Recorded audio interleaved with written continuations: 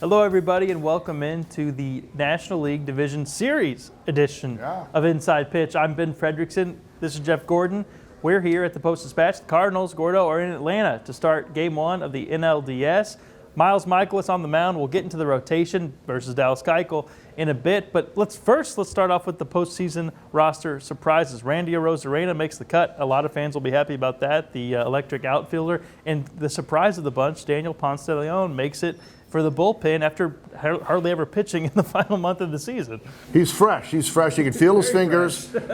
He still can lift his arm up. Yeah. That bullpen really got tapped out as that push continued. Same with the Brewers. Same problem the Milwaukee Brewers had. You're trying to win every game, of course.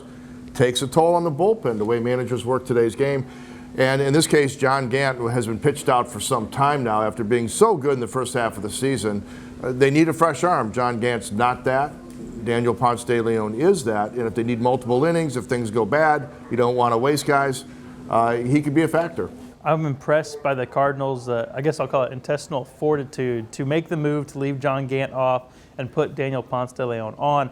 Tough break for Gant. As you said, he pitched great in the first half, but he looked a little ragged, and Ponce de Leon certainly, if he can keep from walking guys, he can be a valuable arm in that bullpen. Let's go to the mound. Myles Michaelis this is what they paid him for, Gordo. This is why he got that contract extension. He has been much better his past 2 times out. He's gone deep into games. His walks are down. He's not giving up those home runs that we saw him give up on the road earlier in the season. I like this start for him because it allows them to get Jack Flaherty twice on full rest if the series goes to 5.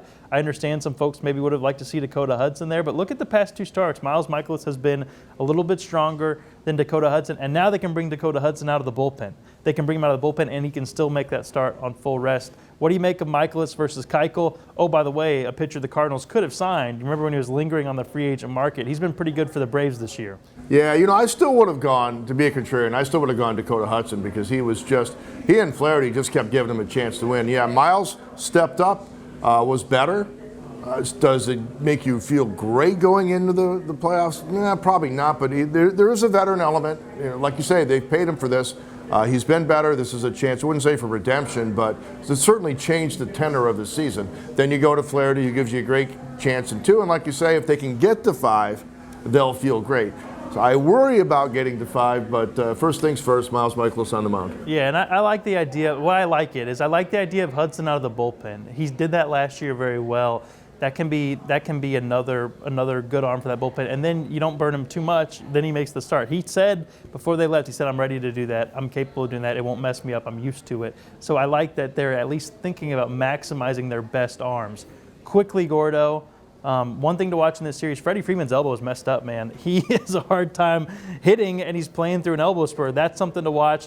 But I wanted to get your one pick for a player that you think could be the key to the Cardinals postseason. Who do you think is going to shine as the October spotlight hits this team? Well, the easy choice would be Tommy Edman, but we do have to bring up the return of Colton Wong because that's one more weapon.